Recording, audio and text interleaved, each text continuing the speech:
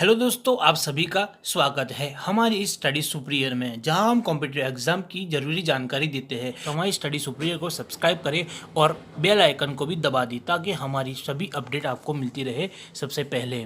तो यूपी सरकार ने एक ही दिन में 25 करोड़ पौधे लगाकर नया रिकॉर्ड बनाया है।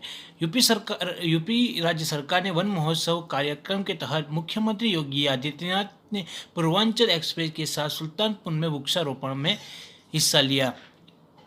यूपी की राज्यपाल आनंदीबेन पटेल से राज्यपाल नियुक्त किया गया है।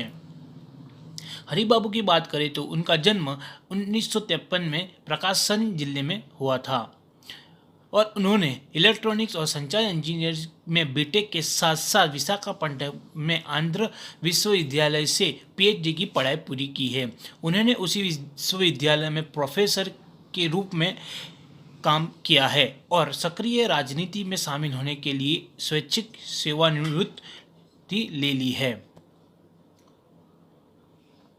कोचीन हवाई अड्डे ने बाढ़ नियंत्रण के लिए ऑपरेशन प्रवाह की शुरुआत की है। कोची इंटरनेशनल एयरपोर्ट लिमिटेड ने सीआईएल और स्थानीय स्व सरकारी निकायों के बाढ़ शमन परियोजनाओं को एकीकृत करने के लिए उद्देश्य के एक ऑपरेशन प्रवाह की शुरुआत कर दी है।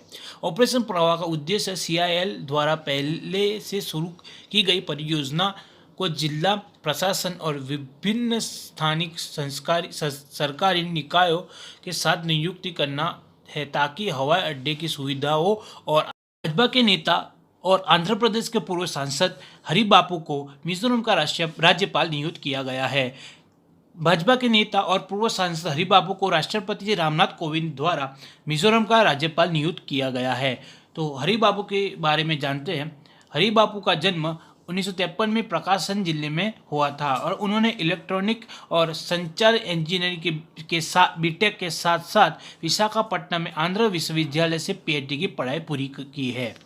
उन्होंने उसी विश्वविद्यालय से प्रोफेसर के रूप में काम किया है और सक्रिय राजनीति में शामिल होने के लिए स्वैच्छिक सेवानिवृत्ति ले ली थी। कोचीन हवाई अड्डे ने बाढ़ नियंत्रण के लिए ऑपरेशन प्रवाह की शुरुआत की। कोचीन इंटरनेशनल एयरपोर्ट लिमिटेड ने सीआईएल और स्थानीय सरकारी निकायों की बाढ़ शमन परियोजना को एकीकृत करने के लिए के उद्देश्य से एक बहुआयामी बुनियादी ढांचा विकास कार्यक्रम ऑपरेशन प्रवाह की शुरुआत की है।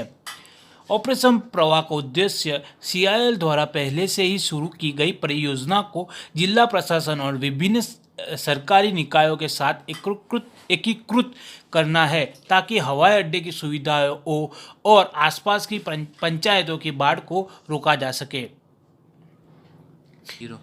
इजिप्ट मिस्र के राष्ट्रपति ने सबसे बड़े नौसैनिक अड्डे का उद्घाटन किया।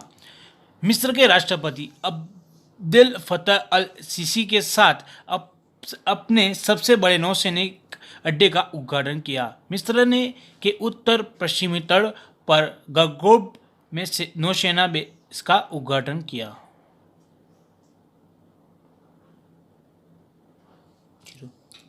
शिक्षा मंत्रालय ने निपुण भारत मिशन लॉन्च किया। शिक्षा मंत्रालय में समझ और संख्यात्मक के साथ पढ़ने में प्रवीणता के लिए राजकीय पहल शुरू की।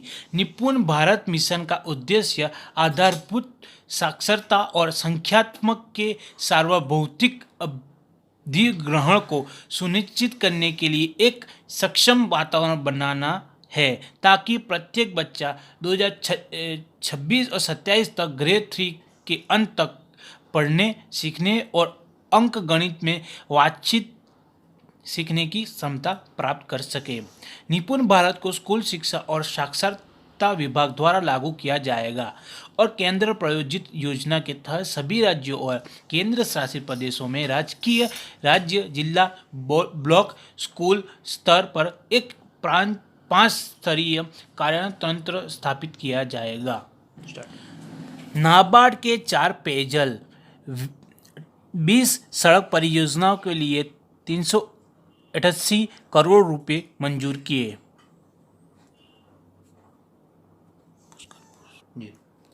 नाबार्ड ने ओडिशा में 4 पेयजल और 20 ग्रामीण सड़क परियोजना के लिए ग्रामीण बुनियादी ढांचा विकास कोष RIDF के तहत 388 करोड़ रुपए मंजूर किए हैं।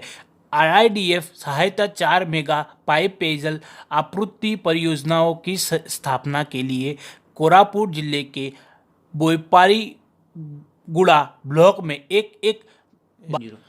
RIDF सहायता 4 मेगा पाइप पेयजल आपूर्ति परियोजना की स्थापना के लिए कोरापुट जिले के बोईपारी ब्लॉक में एक बालासोर जिले के नीलगिरी ब्लॉक और मकाईगिरी में जिले में 2 पर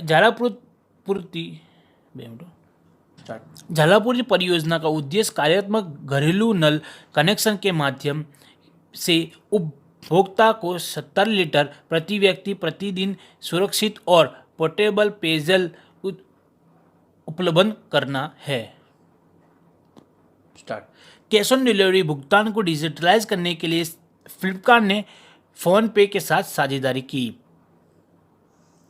डिजिटल भुगतान प्लेटफॉर्म फोन पे ने फ्लिपकार्ट के पे ऑन डिलीवरी ऑर्डर के लिए संपर्क रहित scan and pay feature launch करने के साथ चाइल्ड सोल्जर्स रिक्रूटर लिस्ट संयुक्त राज्य अमेरिका ने पाकिस्तान और 14 अन्य देशों को चाइल्ड सोल्जर रिक्रूटर लिस्ट में जोड़ा है, जो इन विदेशी सरकारों की पहचान करती है जिनके पास सरकारी समर्थित सशस्त्र समूह है जो बाल सैनिकों की भर्ती का उपयोग करते हैं।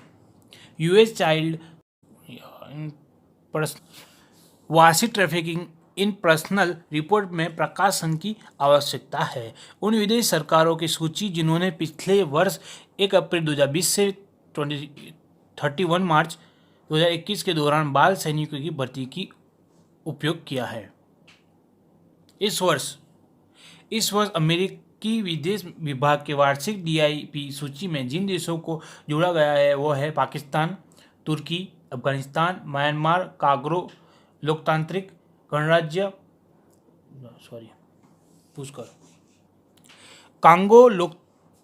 गणराज्य, ईरान, इराक, लीबिया, माली, नाइजीरिया। कविता राव ने lady doctor the untold stories of India's first women in medicine नामक पुस्तक लिखी है। यह पुस्तक भारत की पहली महिला डॉक्टर की कहानियों को पुनः प्राप्त करती है जिन्हें अक्सर इतिहास द्वारा अनदेखा किया जाता है। कविता राव की lady doctor the untold stories of India first women in medicine के इस अंश में रुखमाबाई राउत की कहानी है। रुखमाबाई एक भारतीय चिकित्सक और नारीवादी थी। वह भारत में पहली अभ्यास करने वाली महिला डॉक्टरों में से एक होने के साथ साथ 1884 और 1888 1888 के बीच बाल वधू के रूप में उनकी शादी से जुड़े एक ऐतिहासिक कानूनी मामले में शामिल होने के लिए जानी जाती है। जयसूर्या को क्रिकेट से 7 साल के लिए प्रतिबंधित कर दिया गया है। सनत जयसूर्या ICC भ्रष्टाचार रोधी न्यायाधिकरण ने श्रीलंका के पूर्व क्रिकेट प्रदर्शन विश्लेषक सनत जयसूर्या को ICC भ्रष्टाचार रोधी संहिता के उल्लंघन का दोषी पाया गया है और उन पर 7 साल की प्रतिबंधित लगाई गई। जुलाई का करंट अफेयर। अगर आपको अच्छा लगा हो तो लाइक करें, शेयर करें और सब्सक्राइब करें। Thank you.